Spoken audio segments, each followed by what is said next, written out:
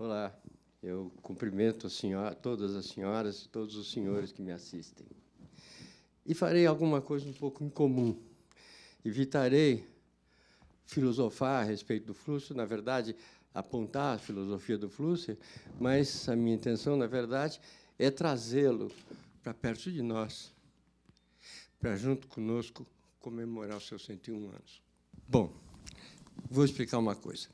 Quase sempre que eu leio o que escrevem a meu respeito, eu sinto falta daquela atmosfera que cercava o objeto daquele relato. Eu me sentia sempre afastado, sempre. São raros os textos que me incluem do jeito que eu gostaria. Eu me senti sempre afastado desses textos e coisificado de alguma maneira. O fato é que, em geral, os comentaristas falam de si, lançando-se sobre o objeto a ser comentado. E é nessa perspectiva, eu não tenho outra saída, senão obrigar vocês a ouvirem eu falar de mim. E o que direi são, enfim, a convivência que tive com o Flusser durante os anos 1970, que foi uma coisa muito intensa e duradoura, enquanto durou. Olha, há uma coisa a reparar, e não é muito difícil, a maioria dos textos do Flusser, pelo menos os dessa época, e suas palestras, eram muito contidas no que se refere às citações. Ele quase não citava os autores, e se o citava um pouco para, enfim, apoiar o seu argumento, ou, muitas vezes, com citações meio deformadas, e vou lhes confessar, às vezes até mentirosas. Era muito interessante a maneira com que ele trabalhava essa filosofia.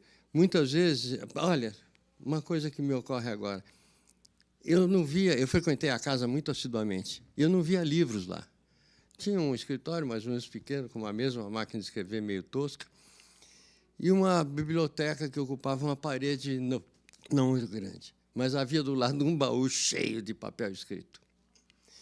Na biblioteca, se bem me lembro, tinha lá aquela coleção Great Books, da Enciclopédia Britânica, e o resto não me lembro bem. Mas muitas vezes eu vi o Flusser sentado no jardim, numa manhã de sol, sem camisa, mas na sombra, lendo. E ele... A impressão que me dava, porque sempre eu estava lá esperando que ele me atendesse para nossas conversas, que eram diárias, conversas prolongadas, a impressão que me dava é que, em seguida a essa leitura, ele desatrelava a falar de um determinado assunto. O autor que ele leu era completamente deixado de lado, às vezes ele o mencionava, mas a impressão que se tinha é que ele, na medida que lia, ele ia construindo a sua filosofia. Descartava o autor, em muitos casos. As leituras dele eram eram ecléticas, eram de várias coisas. Eu me lembro que teve uma ocasião que ele lia muito a Scientific American, não sei se isso continuou, mas ele, nessas leituras que eu presenciei, ele mencionou muito um livro chamado Gödel, Escher, Bach, a Golden Bride. Uma trança dourada muito preciosa entre esses três autores. Gödel, matemático, Escher, o desenhista, e o Bach, o músico.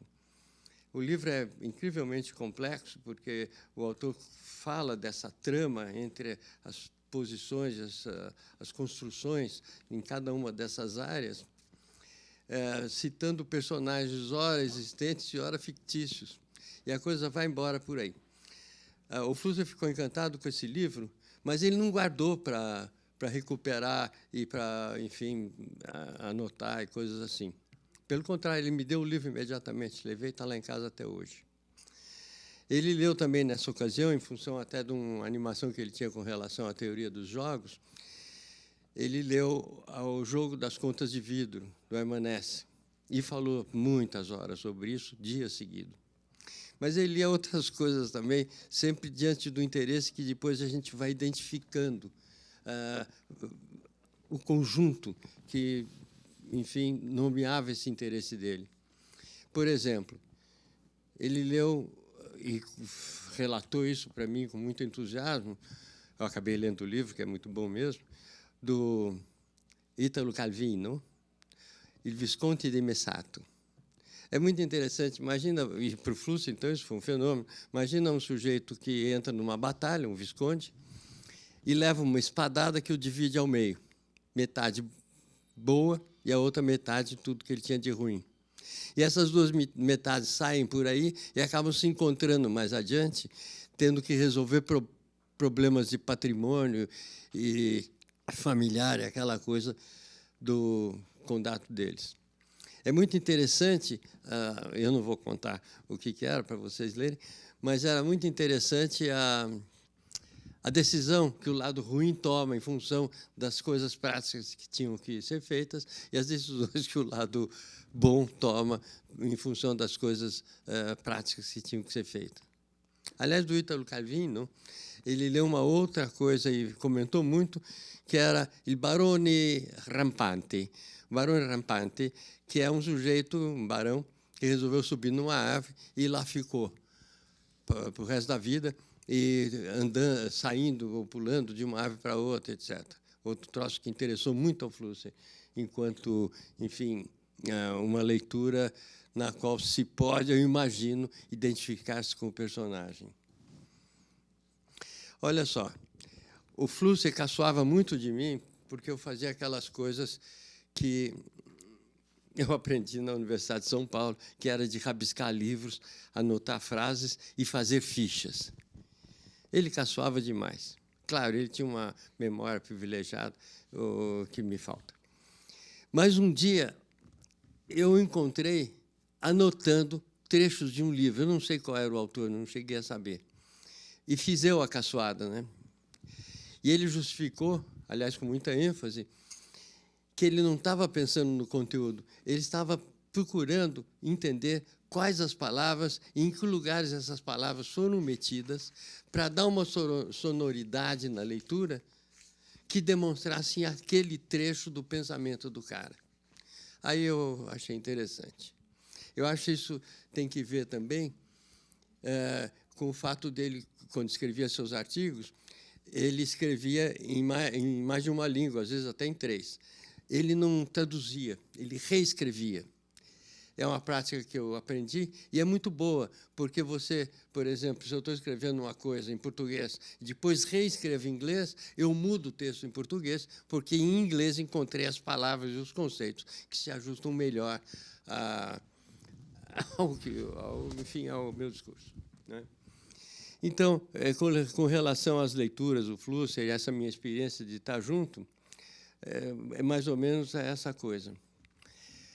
Essa leitura variada e constante.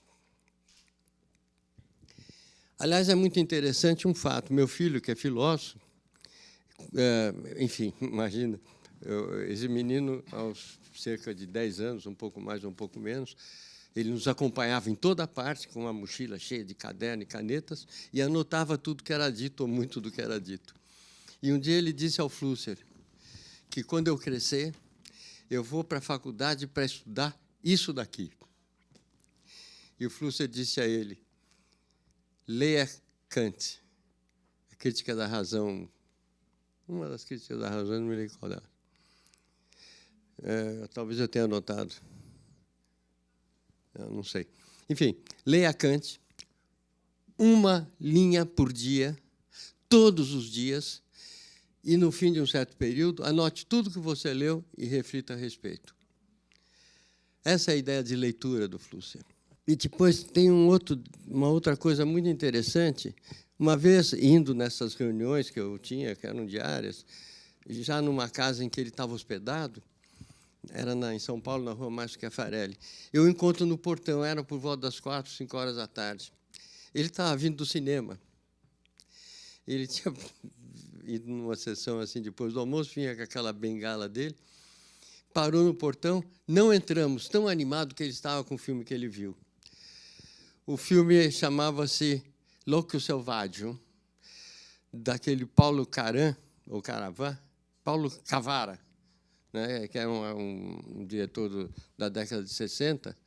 Esse filme acho que era de 67, em que o ator, como ele chamava, Philippe Leroy, fazia o papel de um jornalista, Paulo, que filmava essas coisas meio que escatológicas, exóticas e muito fora de propósito, em lugares igualmente exóticos e fora de propósito.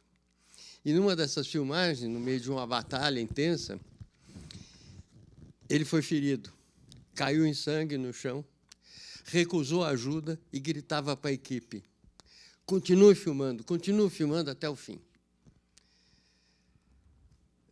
O Flusser estava encantado com essa cena. Isso é típico dele, né, durante todo esse período com que eu estive.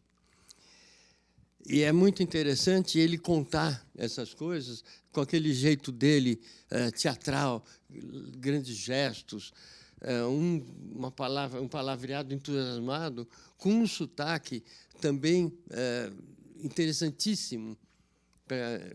É um sotaque que ele usava na maioria das línguas em que, por exemplo, eu passei uma temporada na casa dele, na Itália, ele falava italiano com o mesmo sotaque. Era muito interessante.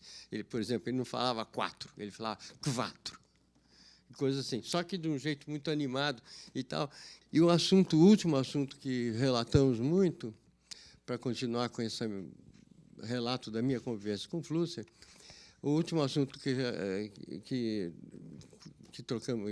sobre o que trocamos ideia era sobre a coluna que o Flusser manteve por pouco tempo, e com a qual eu colaborei na Folha de São Paulo, chamada Posto Zero. A curiosidade do professor Baruch era justamente se Posto Zero seria algo muito próximo do Schritt's-Ruck, do Heidegger, que seria, digamos, o passo atrás para compreender, para poder examinar as coisas que estão à sua frente.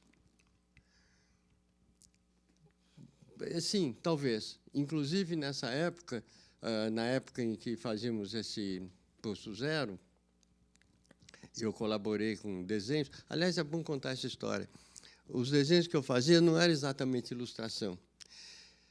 Nós conversávamos, nós tínhamos encontros diários com aqueles paventos que eram as conversas com o Flusser, e ele falava o que estaria fazendo.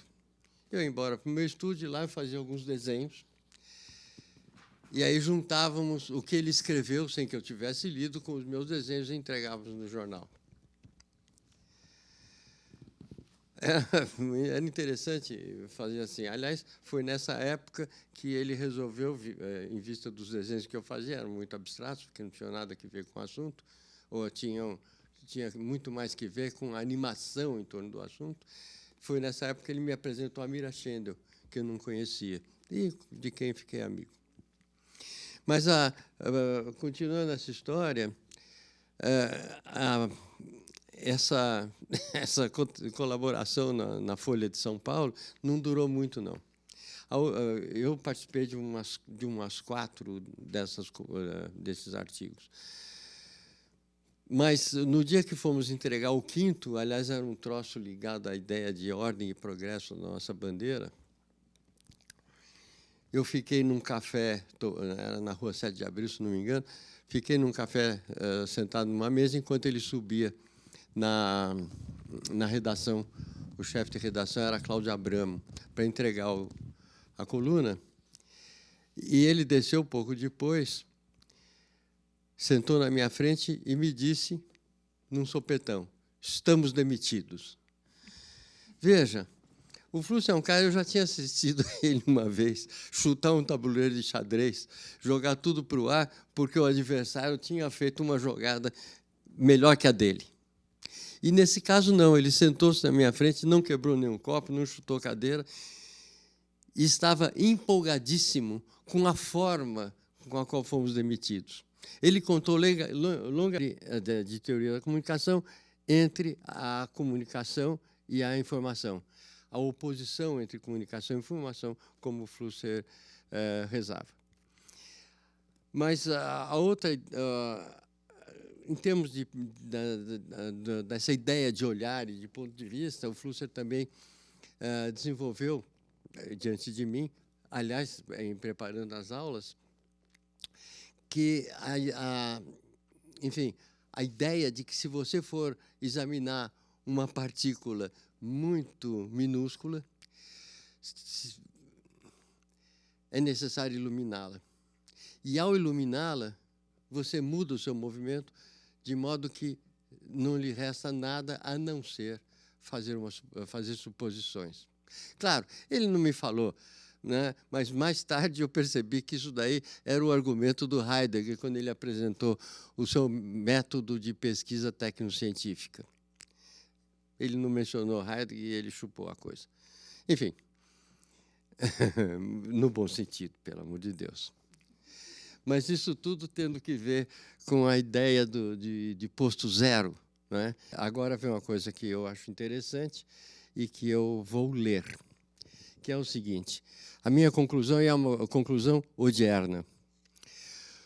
O ponto zero não tratava, portanto, diante de tudo isso que falei, não tratava, portanto, de um mirante fixo e imparcial, mas de um observatório onde zero representa o isolamento construtivo que permite a reavaliação em outro plano daquilo que é observado.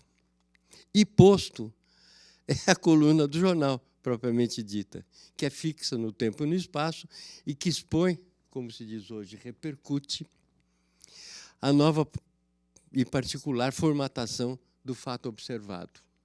Eu tenho conversado também com um intelectual da Universidade Federal do Rio de Janeiro, chama-se Mário Cascardo. É um homem extremamente, eu diria, erudito. Ele lê muito, ele conhece muito e me ajuda, inclusive, nas observações que eu faço, que são desse jeito um pouco, que direi, infantil, não sei. O tema do Mário Cascardo é uma coisa que eu conheço pouco. É a relação entre o Flusser e o Flexor. Ele é um estudante na área de artes plásticas e de comunicação visual. É um estudioso na área de artes plásticas e comunicação visual.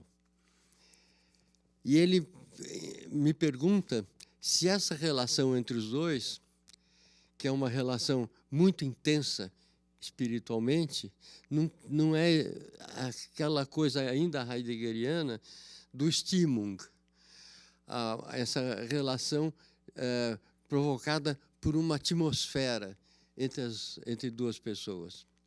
Eu acho que ele tem razão, mas eu iria um pouco mais longe. Em primeiro lugar, porque qualquer estímulo que pudesse haver em torno do Flusser, diante do seu carisma e da sua obsessão por falar as coisas de um modo muito pessoal, era esse estímulo, essa atmosfera, era sempre criada por ele. Sem ele, não haveria. É interessante, bem, eu conheci pouco essa coisa, embora antes de trabalhar com o Flusser, eu já frequentava a casa, sou amigo da família. Eu via o Flexor lá e conversando com o Flusser e tudo, mas só passei a prestar atenção quando já tinha quase que essa obrigação, não era uma obrigação, era um prazer profissional com o Flusser.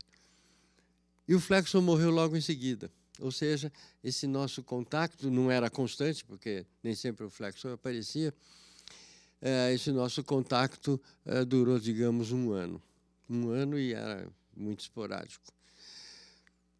Mas eu percebi quem era o Flexor, acabei gostando do Flexor, coisa que não tinha me interessado antes, e acabei entendendo também a paixão que o Flusser tinha pelo Flexor nesse sentido, que era justamente dado pela presença daquelas coisas que o Flusser chamava de bichões, que o Flexor estava fazendo depois que conseguiu libertar-se de uma área muito formal e geometrizada. Eram grandes, haverá depois imagens, eu suponho, mas eram grandes, eram monstros, coisas, digamos, antropomórficas, construídas à custa de pinceladas cinza, marrom, às vezes um pouco avermelhada. E eu diria, aliás, o Mário Cascado me disse que havia furos em algum artigo que ele leu sobre o Flexo, do Flusser sobre o Flexo, que esses furos representavam passagens para um outro algo. É interessante, porque depois, quando o Flexo soube da sua doença, percebeu que estaria condenado, ele mudou um pouco essa coisa, e é muito provável, isso não é Flusser, é uma suposição minha, é muito provável que esse outro algo era exatamente o que ele fez em seguida. Algumas figuras antropomórficas, ainda em golpes de espátula, mas com partes humanas, pernas, braços, ou algo que parecia pernas, braços, brancas, e que emergiam de quadrados ou retângulos muito perfeitos, impecavelmente lisos, como um grito de agonia, segundo as palavras do Flusser, como enfim, sei lá, uma coisa de quem sabe que vai morrer. Há artigos do Flusser pós-mortem do Flexo, ele ficou muito sentido e ficou muito impressionado com a coisa. Mas eu queria entender e fazer entender que a relação do Flusser com a arte não se dava pelo modo ou pela escolha, ou mesmo pelo conteúdo. Ela se dava por aquilo que uma obra de arte pode revelar acima de si mesma, aquilo em que, sabe, o lugar em que a filosofia pode encontrar com a obra de arte. Eu diria até, olha só esse exemplo, imagina o Flexo e o Flusser, digamos, né? Um pintor e um filósofo. Imagina isso, aquele espermatozoide único no meio de tantos, que encontra aquele óvulo único no meio de tantos outros, e dali nasce uma nova vida. Esse é o espírito desse estímulo, dessa harmonia, desse ambiente, dessa atmosfera criada entre duas pessoas, no caso, um filósofo e um artista. E eu acho que isso estava no Flusser muito. Vejam só, uma vez eu tive um relacionamento com um professor muito interessante, que era o Sérgio Ferro, meu professor de História da Arte. Na verdade, ele era assistente do Flávio Mota. O Sérgio Ferro, ele foi preso por motivos, vamos dizer, políticos. Ele fez um atentado lá, enfim, da cabeça dele. E da cadeia ele mandou um bilhete sugerindo que eu ocupasse o lugar dele. Essa é uma história muito engraçada.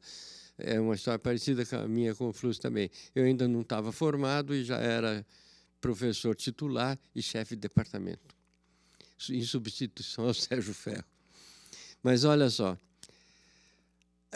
o Sérgio na cadeia, ele pintava, depois que ele foi liberado do Exército e passou a cumprir a pena dele no DOPS, ele fazia umas pinturas de extração pop, muito dramáticas, eu diria. O São Sebastião dele, acho que alguma outra também hoje está no MAC, fui eu que tratei disso. Não de tratar de introduzir lá, eu cuidei da obra, enfim, consertei, arrumei alguns detalhes. Era tudo muito fácil, porque era pintado com tinta de parede, né? Mas eu mostrei para o Flusser. Gente, diante de tudo que pode ser dito, de um condenado que dentro da cadeia faz uma obra de arte com aquela ênfase de angústia e agonia por motivos muito claros de opressão política, tanta coisa que tem a dizer a esse respeito. Sabe o que disse o Flusser? Que homem! Foi o que ele achou de dizer diante daquela pintura.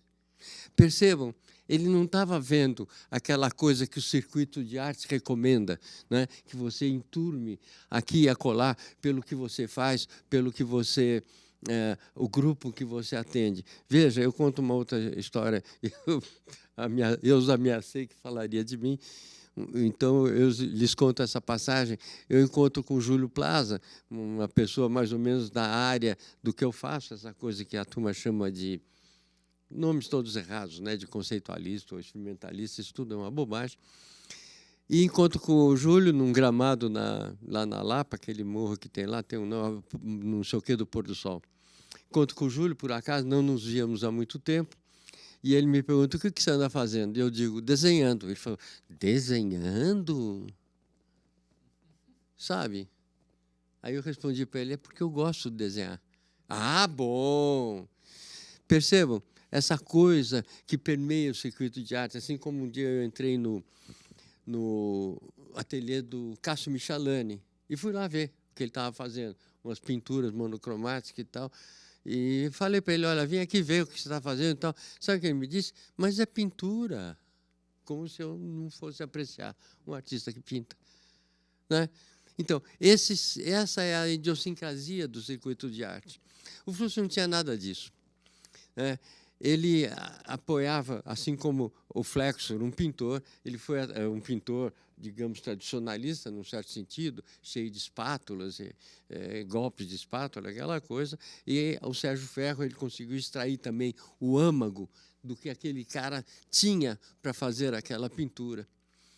Mesmo caso com relação a Mira Schendel. Outro caso muito emblemático dessa posição dele foi o artigo que ele escreveu sobre o Antônio Henrique Amaral, uma coleção que resultou numa exposição do Antônio Henrique que chamava Battlefields, e que representava... O Antônio Henrique era o pintor das bananas, né? Ele tinha uma habilidade muito grande para pintar bananas, e eram muito boas as bananas que ele fazia. Não tão suculentas, eu nunca experimentei. Mas as bananas do Battlefields eram já bananas espetadas, amarradas, com muita força, e espetadas por garfo. Daí o Battlefields. E daí o Flusser ter ficado impressionado. E é muito interessante, porque uma autora que eu li há muito tempo, deixa eu ver se eu anotei o nome dela, como é que podia chamar? Ela chama-se Margaret Hayden Adams. Ela apresentou sua tese na Universidade de Utah, Estados Unidos. E ela menciona, eu vou até ler um pouco o que eu anotei dessa coisa, é uma anotação muito antiga, mas ela explica que explorava na sua tese o modo com que um artista brasileiro lutou contra a censura e a opressão do regime militar. Gente, não foi isso que o Flusser viu ali. A sua ênfase era dada à ideia de agressão e de sofrimento, a tragédia anônima. Percebam? É uma diferença. E o tornava um crítico de arte que não era respeitado a não ser pela sua filosofia, quer dizer, ele não se fez crítico de arte em São Paulo, mas contribuiu muito, né, para quem realmente se interessou por aquilo que a arte é feita para. Esses escritos do Flusser, em função dessa intenção dele, dessa intensidade intencional dele, os escritos dele tinham, para mim, sempre um caráter de emergência. Eu notei muito quando ele escreveu o Naturalmente. Estávamos, aliás, na Europa, e ele me pedia que lesse o que ele acabara de escrever. E muitas vezes, algumas vezes, ele reclamava que eu estava lendo muito depressa. Vejam que interessante. Essa tradução só pode ter sido dele. Naturalmente, em inglês, naturalmente. Em inglês, tornou-se natural mind. Essa relação é muito interessante. E era bom a gente raciocinar a respeito, porque esse é o Flusser. Eu vejo também esse caráter de urgência em outras coisas dele. Eu não sou exatamente um leitor do Flusser, eu li essas épocas, trabalhei com ele, mas ouvi muito ele falar. Eu vi essa urgência. Assim, tem uma história interessante. Por exemplo, eu nunca li o Vampirotoitos Infernalis, mas um dia, num jantar na minha casa, ele começa a contar sobre aquilo que ele tinha planejado fazer ou provavelmente já tinha começado, nunca saberei, chamado Vampirototes Infernales. Ele passou muitas horas contando sobre o que ele estava fazendo, e aquilo tinha uma intensidade única. E eu podia prever o que ele exporia nesse sentido de intimidade, né? De o que ele chamava de relação intersubjetiva. Eu não sei se dá para entender isso. A escrita do Flusser e as suas palestras têm um sentido de urgência. E é muito interessante porque é uma urgência que não significa, que não identifica o fim a se chegar. É uma urgência de escapar daquele fim. E eu posso lhes contar uma história muito engraçada, porque a coisa era toda malucada. E tinha algumas partes engraçadas. Olha só, estávamos andando pela Avenida São Luís e encontramos um professor, aliás, aqui da FAAP, que era um homem muito bem posto. Ele era de uma elegância construída, tinha gestos estudados. Eu notei que o terno dele impecável, a gravata de crochê, com o nosso Emil Windsor impecavelmente bem apertado, cabelo alisado, bigode bem aparado. Eu acho que tudo meio pintado, sabe? Talvez com graxa de sapato. E encontramos esse homem na rua, nos cumprimentamos, e ele, professor Flusser, que prazer em vê-lo, com gestos estudados. E como tem passado, professor Gabi, era o apelido que me impunham na época, como tem passado? Eu falei assim, vou muito bem, obrigado. E o senhor, professor? E ele diz, progredindo, professor, progredindo. O Flusser volta o chapéu à cabeça, era um boné, volta o boné à cabeça, vira as costas e sai. Quando ele estava ombro a ombro com o professor, ele dá uma paradinha, olha nos olhos dele e fala, lamento muito, professor, lamento muito. E vai-se embora. Eu me apressei, eu despedi do cara apressadamente, o sujeito atônito lá no meio da Avenida São Luís, alcancei o Flusser e falo, mas, Flusser, posso saber que merda é essa? Ele parou, olhou bem nos meus olhos e falou, só se progride em direção à morte. E é esta urgência que eu vejo nos textos dele, de alguma maneira. O que eu sinto de urgente lá não era de chegar ao fim.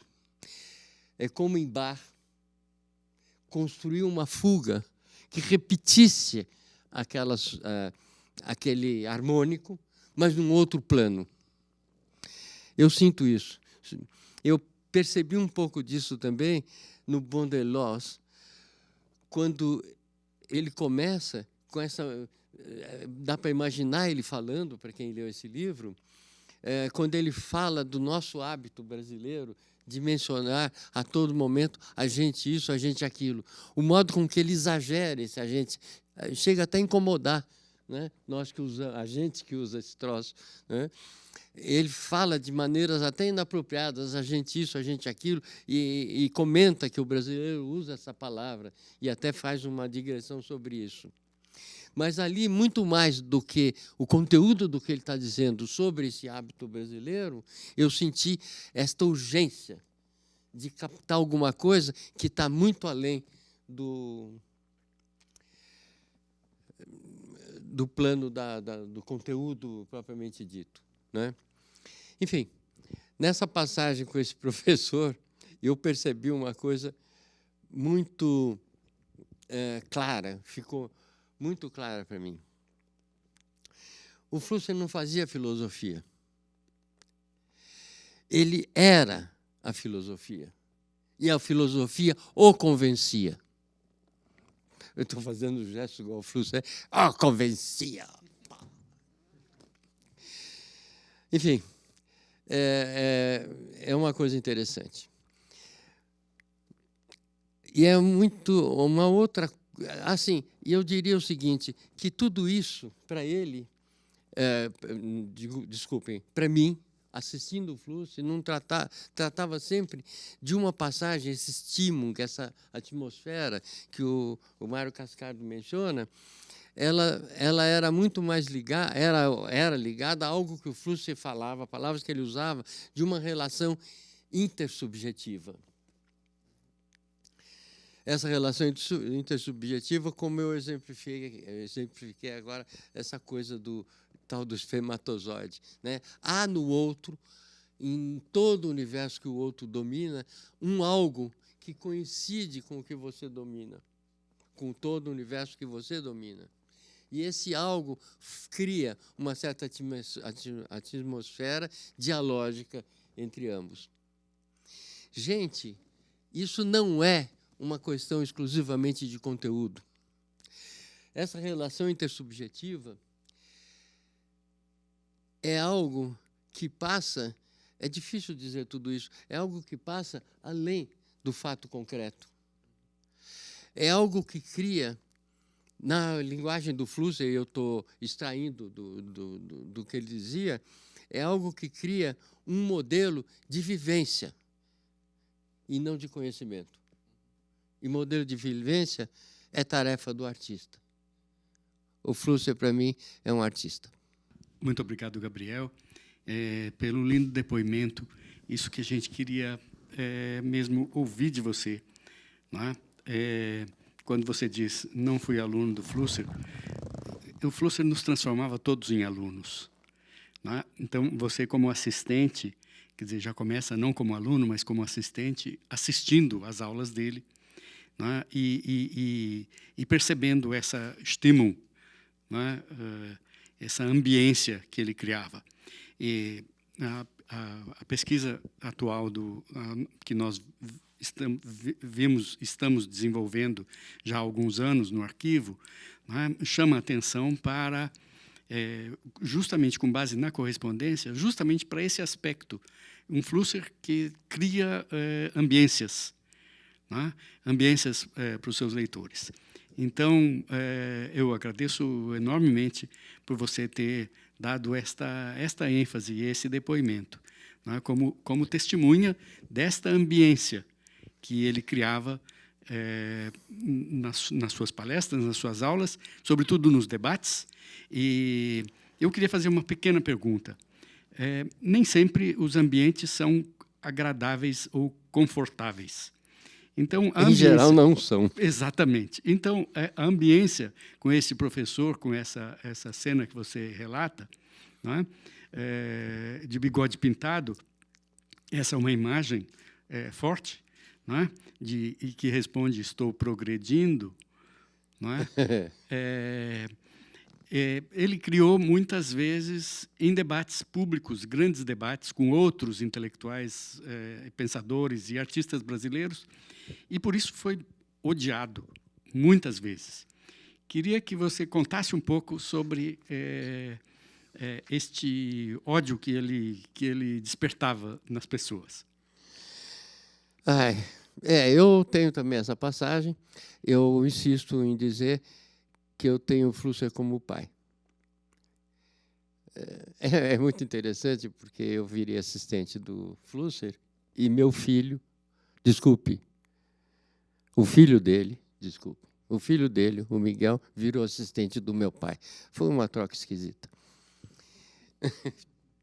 Mas, de qualquer forma, há duas coisas a comentar. A primeira delas é o seguinte, eu vou exagerar.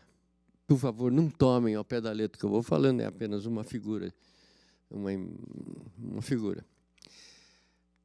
O Flusser não me ensinou nada, mas eu mudei com ele. Não sei se para melhor. Se vocês tiverem a curiosidade, eu vou fazer aqui um jabá, de olhar no meu site esse vídeo que eu fiz, chamado O Vento Uiva, ouça. Você viu? Não é isso? Eu confesso que aquilo me mudou de alguma maneira. E chega até me emocionar. Mas tem uma coisa que é engraçada, eu posso contar, como estou falando de mim, claro, eu não tenho outro a quem me dirigir, ou a quem me referir. o Flúcio, eu tive uma passagem que não foi uma coisa muito bacana. Talvez ele tenha entendido mal. Na próxima, alguém contou para ele. E no nosso próximo encontro, isso tudo aconteceu na Europa, mas depois no encontro aqui no Brasil, eu cheguei de manhã na casa dele, íamos conversar, não sei o que, ele me deu uma puta de uma bronca. Eu, sem dizer o que era, mas eu percebi que tinham falado que eu tinha feito não sei o quê, de fato eu fiz, então eu sou o culpado, mas ele compreendeu mal e foi bruto. Mas uma outra coisa muito interessante, eu vou contar 2 passagens para vocês perceberem essa coisa, porque é essa pessoa que eu contei uma bobagem no fim, né? Mas olha só, ele chega da Europa com seu cachimbo, uma coisa que eu fazia na época, dizem que faz mal para a saúde, sabe?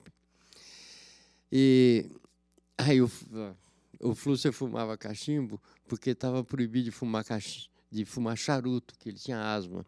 Aliás, ele sempre falava que o Che Guevara também tinha asma e não se sabe, ele não conseguia entender como é que o cara passava temporadas na selva lutando contra outros, né? E matando as pessoas. Enfim, ele chega, vai acender o cachimbo e o fumo dele acabou. E eu ofereci o meu.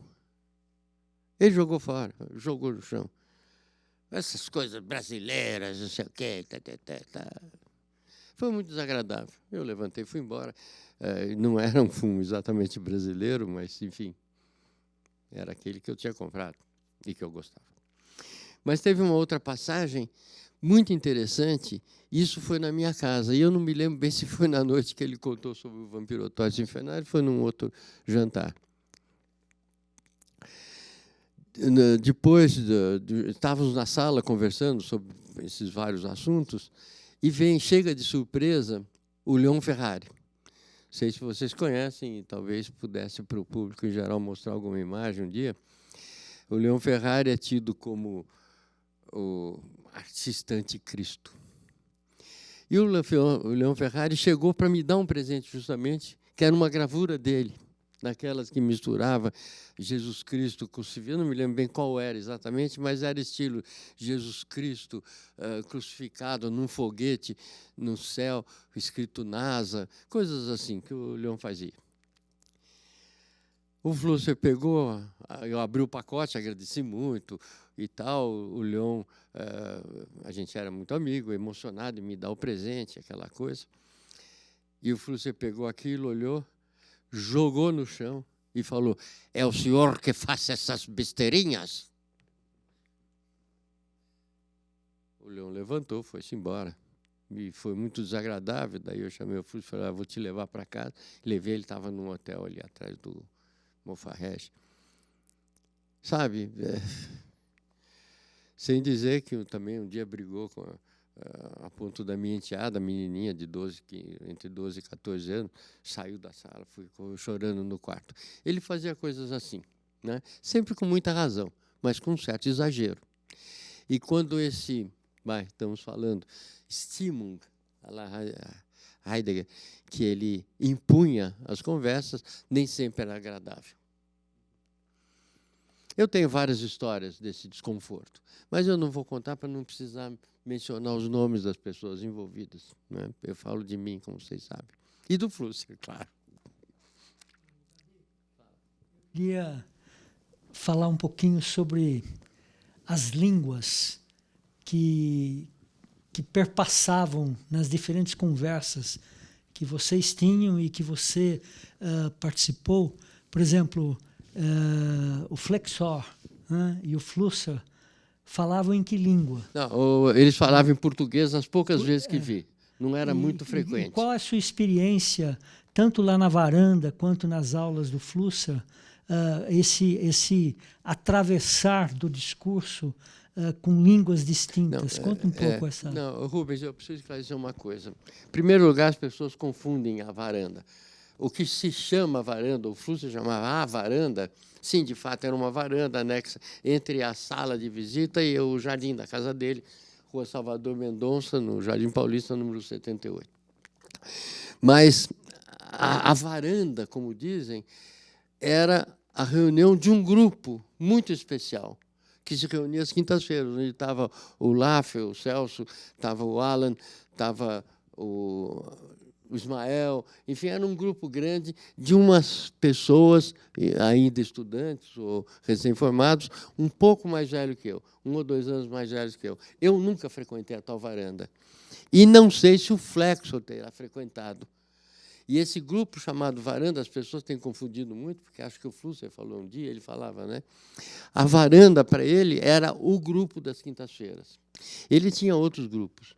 Inclusive, ele tinha grupos profissionais, que lhe pagavam para ele fazer palestra em sua casa. E era esse grupo, primeiro, que a gente está conversando, ele foi em torno de uma das filhas dele. Né? Da Dina, que a filha mais velha era estudante de Direito. E eu nunca frequentei esse lugar, eu conhecia as pessoas, era inevitável, eu fiquei amigo do Alan, eu tive contatos intensos com o Celso, havia um sujeito chamado Gabriel, acho que era publicitário, e eu admirei um outro sujeito que escrevia sobre cinema no Estadão, chamado Ismael, J.C. Ismael, Zé Carlos, acho que Ismael.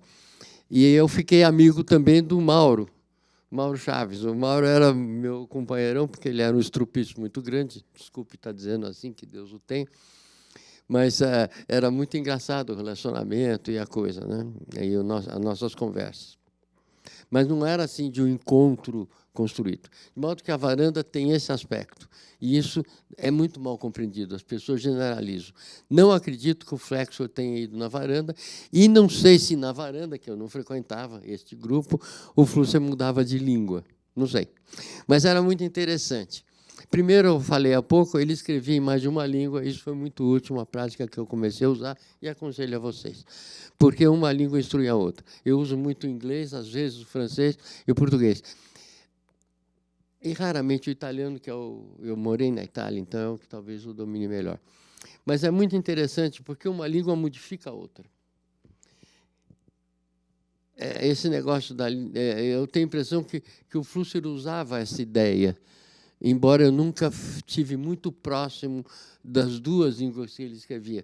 Mas eu achei muito pertinente o fato dele ter traduzido o naturalmente para natural mind. É muito interessante isso, gente. Mas ele tinha esse troço de algumas vezes em conferência e na aula, aqui na FAAP, ele fazia uma citação de alguém em uma outra língua e desatrelava falar aquela língua para o resto da aula. Era muito esquisito. Mas, às vezes, eu chamava a atenção, né?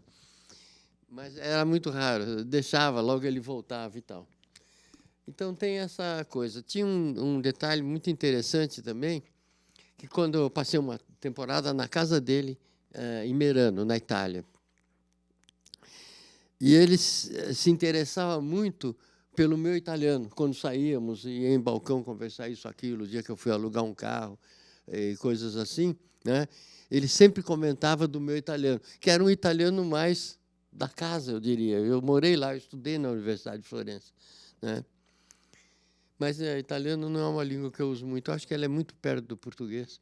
E eu não sei, eu reparei, não sei vocês, quando eu citei os autores italianos, eu citei com sotaque, né? Aí Italo Calvino. Bem, enfim. Mas essa é a relação do Flusser. Ele dominava várias línguas, o inglês, o português, inglês, francês e alemão, à perfeição, tanto que publicavam o que ele fazia, né? Gabriel, eu tenho, na verdade, você abriu um monte de leituras aqui que daria para a gente conversar um monte de coisas, mas você tocou 2 vezes numa palavra que tem sido sensível nas minhas pesquisas, que é a ideia da intersubjetividade. E ela, enfim, ela tem a sua abrangência, mas tentando relacioná-la à vivência que você citou das artes, por exemplo, né, com o Flexor, enfim, com quem ele dialogava. Eu queria, você como assistente, eu queria entender na sua leitura como essa intersubjetividade, como essa vivência se estabelecia na aula. Eu digo aqui, aproveitando esse espaço que nos... Olha, era muito interessante porque os alunos não dialogavam com ele, ficavam ouvindo lá feito bobos. E justamente o que me faz... E como eu fazia... Ele dava uma aula e depois as outras eu mais ou menos repetia. Não sou muito de repetir, então fazia da minha cabeça. E era muito diferente. Eu tinha diálogo com os alunos. Como eu falei há pouco, antes de começarmos, na aula que acabava tipo meio-dia, né, essa aula continuava com boa parte da turma aqui na Praça Buenos Aires. As pessoas me acompanhavam. Quer dizer, mas eu era quase da idade deles, né? Até vou contar uma coisa interessante. Foi aluna nossa nessa ocasião, a Bruna Lombardi, depois ficou famosa. E, enfim, mas eu não acho que haveria isso de um ponto de vista, digamos, declarável. Essa o Flusser usava essa palavra, é intersubjetivo, né? Mas essa intersubjetividade se dava, acho que, num outro plano, um pouco mais, digamos, inefável. Não pode ser dito, né? Então, é muito difícil isso, porque em aula o Flusser falava. Ele não tinha um plano de aula. Eu até achava interessante que as aulas dele, de um dia para outro, de uma semana para outro, tinham uma certa continuidade. Mas era uma coisa que estava na cabeça dele. Ele não tinha a menor noção didática, ou intenção didática, nem nada. Ele simplesmente entrava lá e falava. E fazia uso daquele carisma enorme que ele tinha, que as pessoas acabavam endeusando o cara. Sim.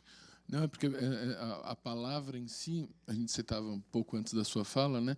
Essa palavra ele localiza na relação com os outros a partir de uma fonte religiosa, não do discurso religioso, mas de uma experiência com o outro que se dá num nível abstrato, mas que ele iria aplicar no campo das artes, no campo da crítica às ciências. Ele vai utilizar esse termo em diversos momentos. E aqui eu me recordo uma história do professor Eliseu, infelizmente nos deixou no ano passado, professor aqui da faculdade, coordenador do curso de animação, e ele teve aulas com o Flusser.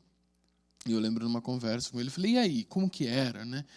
Ele falou, eu lembro que a sala lotava, ninguém entendia porra nenhuma, mas aquilo mudou a minha vida. Então, o que eu acabei de dizer. Exato. Agora, é que o Flusser tinha essa habilidade, pelo seu carisma, pelo modo de falar, ele era muito teatral. O sotaque dele ajudava muito também. Microfone. Desculpe, eu estava dizendo que o Flusser tinha muito carisma, ele dominava o ambiente, e o sotaque dele, os gestos teatrais, né? Eu lembrei de uma passagem horrorosamente engraçada aqui no lugar. E o sotaque ajudava também, né? Ajudava esse sentido incisivo das coisas dele. Mas a intersubjetividade é um termo que eu passei a usar em conversa com o Flusser, mas era uma coisa, para mim, um pouco superficial. Hoje, com essa história da atmosfera, que o Heidegger tenta, enfim, arrumar e tal, são leituras minhas posteriores, eu suponho que tenha que ver com o que ele estava dizendo, mas nunca ficou muito claro para mim.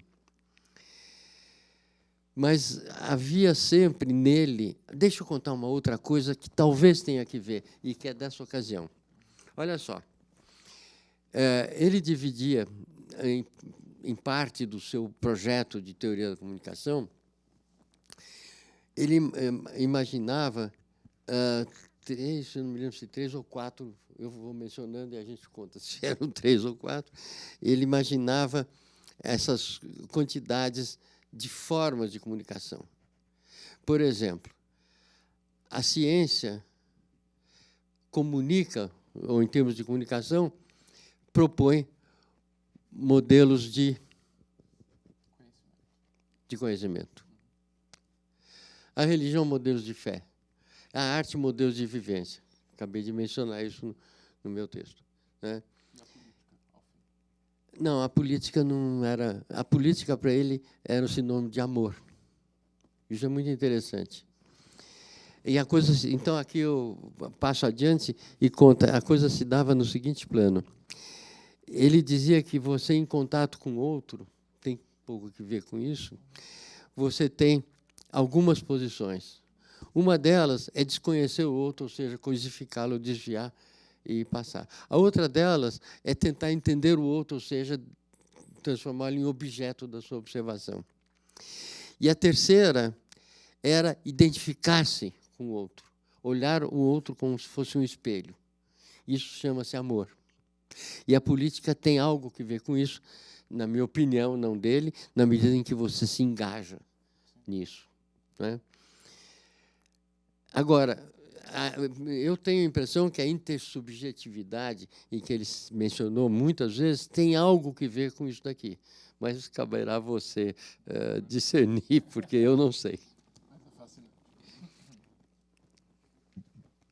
Tudo bem? Gabriel, eu tenho duas perguntas. Tá? Vamos lá. A primeira não é uma pergunta. Eu gostaria de discutir um pouquinho mais sobre essa relação que você já tinha mencionado anteriormente, quando a gente estava conversando, sobre modelo e o modo, né, de Flusser. Claro. Eu acho que isso é um ponto interessante. Outra questão que eu queria abordar aqui é que a filosofia ela começa com espanto, né? Perante o mundo. Começa com espanto. Ah, tá. Né? E eu imagino que Flusser causava espanto nas pessoas também. E eu acho que isso era uma das coisas que fascinava, talvez, né? Porque ele conseguia trazer assuntos e mostrar eles de uma perspectiva que até então ela era, talvez, objetos, né, do cotidiano, relações que eram tão óbvias, e, de repente, ele conseguia jogar um olhar diferente sobre aquilo. A minha dúvida é, o que te espantava em Flusser? A performance, sempre. E a performance envolve muitas coisas. Por isso que eu distingo a ideia de modelo de modo. No caso do Flusser, não era exatamente modelo, era um modo. Eu vou contar uma história. Olha isso aqui. Essa coisa está publicada em vários lugares. Até dei na Europa uma entrevista onde eu menciono esse fato. Eu lá, estudante de arquitetura, um pouco fora do propósito, na hora de fazer aquele trabalho final, eu fiz lá, por obrigação, um projetinho arquitetônico, mas eu foi uma exposição do que eu tinha no ateliê. Na época, eu era meio pintor, desisti logo disso, achei arte uma coisa muito chata, tanto que essa exposição chamou-se Arte ou Similar. Já começava as minhas rebeldias, não sei. Mas é muito interessante. Sim, e essa exposição, eu não sei o que acontecia comigo na época, mas um aluno que estava se formando tem uma exposição no Instituto dos Arquitetos. Foi lá que eu fiz a minha exposição, e no meio da minha exposição tinha uma obra do Calder. E o professor Flusser foi me visitar. Claro, eu era amigo da família e tal, e ele já tinha visto uma outra exposição mais antiga minha, dos anos 60, e ele veio me dizer que aquilo era muito prematuro. Se vocês olharem o tal do site, que eu tenho feito esse jabá aqui, ela está classificada como imagens. Foi uma moça que me ajudou, que ajudou com o nome, Imagens de Urgência, né? Eu tinha feito final dos anos 60, não, no começo, meio dos anos 60. Ele achou prematuro. Mas foi a minha exposição de formatura no IAB. Ele ia dar uma palestra acho que todos conhecem essa história, né? Ele ia dar uma palestra na Academia Paulista de Letras, pediu que eu acompanhasse. Ele ficou lá na exposição, falou muito pouco, bufou bem naquele cachimbo dele, e fomos eu acompanhei na academia. Foi difícil de entrar, porque eu estava sem gravata, havia uma situação desagradável ali. Sentei no fundo da sala, e na saída, ou no meio, não me lembro bem, a palestra dele era sobre marxismo. Aliás, foi teatral, porque ele falava do modelo que encontra a matéria, e aí dá uma síntese, sabe, aquelas coisas dele. Era muito interessante, de qualquer forma. E eu não me lembro se foi exato, porque eu já disse as duas coisas, então eu vou repetir as duas, você escolhe qual que é a mais engraçada.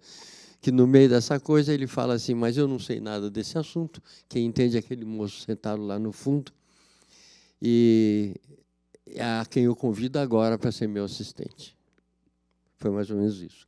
Mas a outra versão, isso eu disse naquela entrevista, a outra versão, eu já não me lembro como é que foi, mas o espanto foi como se tivesse sido.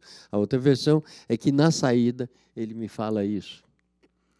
E ele, interessante, olha o cara, ele telefona para um sujeito que, aliás, era meu colega de faculdade, aliás, um sujeito excepcionalmente inteligente e bem formado. Ele telefona para o cara, demite o cara. e fala que está me botando no lugar dele. O cara não tinha começado ainda, né? Nós estávamos nos formando. Essas duas versões eu já contei em várias ocasiões diferentes. Eu não sei qual que é a verdadeira, mas a mais engraçada é a que eu imagino que aconteceu no próprio auditório. Tem alguma coisa que ver. Eu lembro dele ter falado, quem entende esse assunto é aquele moço lá. Esse é o Flusser. E não sei se isso um pouco pode ajudar você a entender essa coisa. Quando eu falo que é modos, porque você pode dizer que ele era sem modos, né? Mas, na verdade, ele tinha um modo muito especial. E outra coisa que é modelo, que, para mim, não se caracteriza, o Flusser não se caracteriza como algo modelar. E nem o que ele diz, quando a gente lê, é mais fácil, porque a gente aprende algum assunto propriamente filosófico. Mas no que ele fala, não, eu duvido que alguém que ouviu o Flusser captou as coisas dele, a não ser aquela atmosfera que ele cria enquanto fala. É claro que alguns dados, está lá o Norval anotando essas coisas, né? E quem anota acaba recuperando.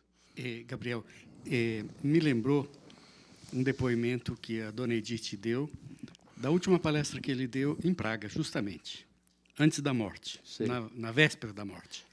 Na viagem em que ele morreu exatamente, na volta. Né? É. A dona em que Edith, ele começa, ele faz a palestra em tcheco, não é? E depois, durante as perguntas, ele começa a falar em português e continua falando em português. E ela chama a atenção dele que não, isso não é a língua aqui é tcheco, não é?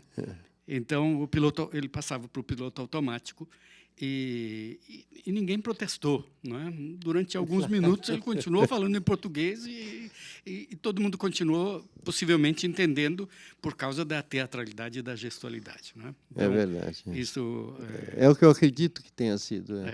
Mas eu não conheço esse depoimento da dona Edith. A dona Edith foi uma pessoa maravilhosa. Era a fadinha que acompanhou o Flusser por tudo. Sim, sim. Uhum. Era muito engraçado. Não sei se devo contar tantas intimidades, mas uma vez o Flusser desce espavorido uma escada aos gritos. Edith! É o que foi? Ela o chamava de Turpe. E foi, Turpe? Tem uma barata! Ela tirou o chinelo, foi lá, pec na barata, aí ele subiu de volta. Mas eu não sei se essas coisas a gente não deve cortar aí do... Como ela chamava? Turpi. Tupi. Uhum. Isso é uma informação nova. Não tem ela o tratava assim, eu acho que eles eram namorados desde criança, né? Desde a relação ali é uma das coisas mais bonitas que eu já assisti. Uma relação de amor assim, para a vida toda, né? E o papel da mulher, sabe? Porque atrás de um homem que faz as coisas tem uma mulher que o faz. Que faz o homem. Né? Ou à frente. Não, eu acho que é atrás, como um suporte. Tá certo. Não é uma posição muito mais importante do que a do cara que está lá na frente falando bobagem. Uhum. Claro, e sobre a mulher, ele tem um texto maravilhoso, que é A Consumidora Consumida. Não é? Olha só, eu não conheço. Onde ele fala sobre o papel da mulher, é um texto, inclusive um texto grande, perto dos outros ensaios curtos dele, e ele fala sobre a mulher, e que é digamos, um feminismo avant la lettre. Não é? Isso eu preciso conhecer, porque eu tenho trabalhado esse tema recentemente. E a gente tem trabalhado. E nesse texto ele fala ainda outras coisas. Mas eu queria só perguntar sobre a relação dele com a antropofagia.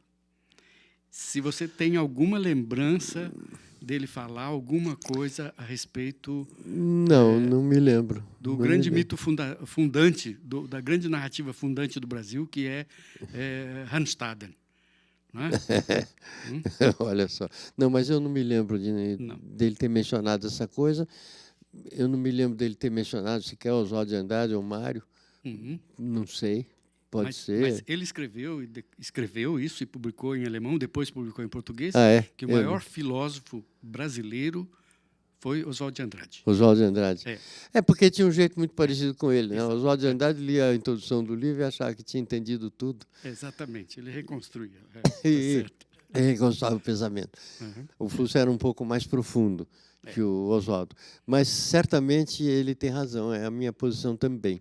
Eu queria, assim, tentar colocar aqui em discussão se você tem alguma leitura já nos anos 80, né, do Flusser trazendo a sua colaboração para a Bienal Internacional de São Paulo.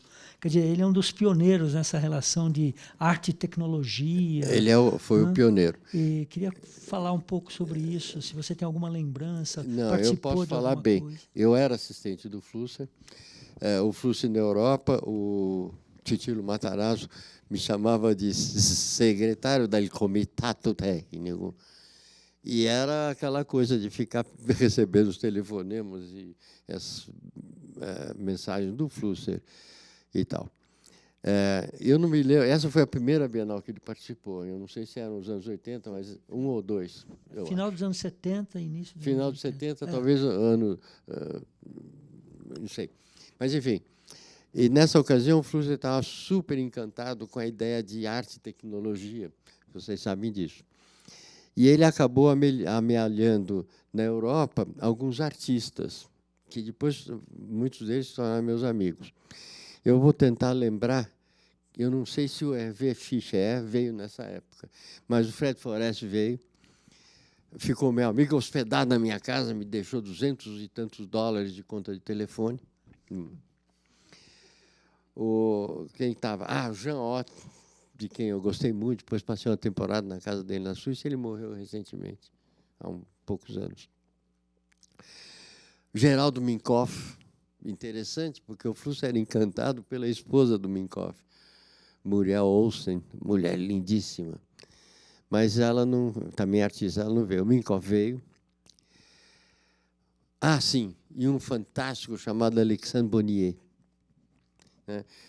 Mas quem ajudou o Flusser na Europa foi um sujeito que eu até achei que não era muito assim, que se cheirasse, chamado Radu Varia, de uma nacionalidade, acho que do Oeste, que ele trabalhava ele dava aula nesses consulados americanos, essas coisas de americanos, de US Eds, algo assim. Quando eu tive com ele desculpe, eu preciso contar essa história, muito engraçada. Ele disse, Radu Varia, primeiro, as pessoas que o conheciam diziam que ele era agente da CIA, começa por aí. E foi na organização dessa Bienal. Mas essa história eu preciso contar. Olha só, eu, na casa dele, descubro que ele tem livros do Salvador Dalí, livros de artista, com dedicatória a ele, assinado Salvador Dalí, aquela assinatura do Dalí que é muito especial. Comentando com ele, falou, não, e o Dalí vem para cá, você não quer ir comigo recebê-lo no aeroporto? Eu falei, quero, e fui. Chegou lá, me lembro que ano foi isso, mas foi nessa época, final dos 70, talvez. Chega lá, ele sai com um casaco de pele, aquele bigode virado para cima, um monte de malas e tal. E o Radu, muito solícito, e pega as malas do cara, põe uma aqui, outra aqui, aí sobra uma. Aí ele olha para mim e fala... Eu virei as costas e fui embora. Larguei a mala do cara no meio do caminho. Não ia ficar carregando mala para aquele cara, né? Esse era o Radu. Aí ele veio para São Paulo, ficou encantado com o Titilo Matarazzo. E é muito interessante, porque num jantar que estávamos, até era na Avenida... Ali na esquina da São João com a Ipiranga, né? Nós estávamos lá, não sei em que lugar, jantando, e ele me falava e tal, e acabou. Eu queria convencê-lo a fazer uma viagem que tínhamos que fazer. Eu falei, mas vamos de carro, você conhece o Brasil, acho que a gente ia para Minas, algo assim. Não, ele falou que o negócio ele ia ficar porque o senhor Titilo Matarazzo é muito rico. Esse era o Radu. E aconteceu que o Radu enfiou nessa turma de arte e comunicação um polonês que ninguém nunca tinha ouvido falar, e eu não tive como abordar, porque o Fred Forest, eu acabei sabendo quem era, o Jean Ott, que tinha, enfim, tinha várias maneiras de conhecer ele. Esse polonês, cujo nome eu nem lembro, eu não consegui encontrar, não consegui ter um clipping dele. E aí chega o cara não veio. Chega a obra do cara. Era um troço meio que uma pirâmide ou algo assim, feito de isopor e com uns negocinhos espetados. Não tinha nada a ver com a coisa, eu não sei como o Flusser aceitou aquilo. Já o Bonnier fez uma coisa, até o Bonnier não ficou no andar que a gente determinou para essa gente, ele ficou no outro andar que tinha mais uma turma de arte e comunicação, que era o pessoal trazido por um filho, não sei, como é que chamava? Era uma moça, Cornwell, eu acho, a curadora, e era um pessoal ligado ao McLuhan, e que fez lá a apresentação deles. Mas, nessa ocasião, Rubens, não tinha exatamente planos do Flusser. Ele se intrometeu na coisa, ele, com aquele jeito dele muito entrão, né, convenceu a Bienal que ele ia para lá, para a Europa, para... No fim, ele arranjou uma viagem, né? E que ele ia para a Europa para arranjar todas as coisas, para fazer a tal ideia de arte e comunicação. Parte do pessoal da Bienal achou bacana, o Titilo topou, e houve uma encrenca muito grande, que era exatamente financeira, o Flusser não conseguia receber o que lhe foi prometido, eu não sei por que razão, não me meti nisso. Eu trabalhei lá há meses, absolutamente gratuito, tive uma despesa enorme como Forest.